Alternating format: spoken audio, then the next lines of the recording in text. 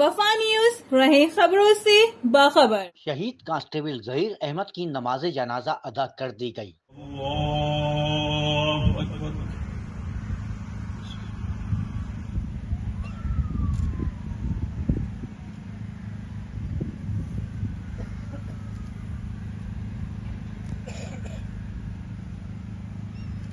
اللہ اکبر۔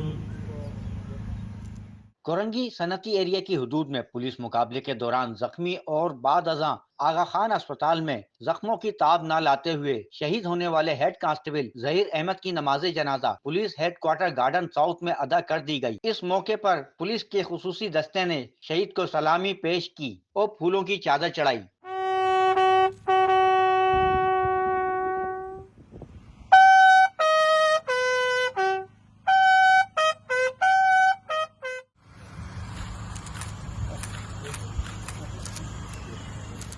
Police کا Korangi industry area کی حدود ناصر جم کے قریب ڈاکوؤں سے مقابلہ ہوا، جس میں 2 ڈاکو ہلاک ہوئے جبکہ ناصر چوکی انچارج ظہیر ڈاکوؤں کی فائرنگ سے شدید زخمی ہو گئے۔ پولیس نے ڈاکوؤں کے قبضے سے 2 ٹی ٹی پستول، موبائل فون اور موٹر سائیکل برآمد کی۔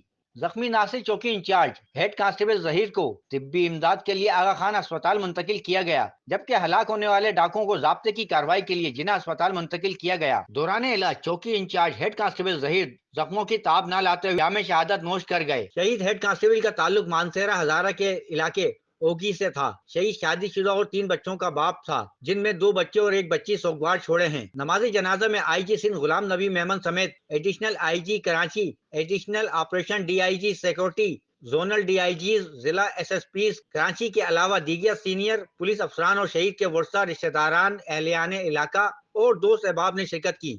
جرائم کے خلاف شہید ہیڈ کانسٹیبل کی جرات و بہادری کو سراہتے ہوئے آئی جی سندھ نے خراج عقیدت پیش کیا اور جنازے میں شریک شہید کے ورثاء سے ہمدردی اور تعزیت کا اظہار کرتے ہوئے محکمہ پولیس کی جانب سے انہیں ہر ممکن تعاون کی یقین دہانی کرائی۔ آئی جی سندھ نے شہید کے ورثاء کے لیے محکمہ پولیس کی جانب سے مروجہ مراد کی بابت متعلقہ سینئر افسران کو جلد سے جلد ضروری قانونی دستاویزات اور اقدامات کو مکمل کرنے کے احکامات دیے۔ شہید کی تدفین مانسہرہ کالونی لانڈی کے قبرستان میں کی گئی۔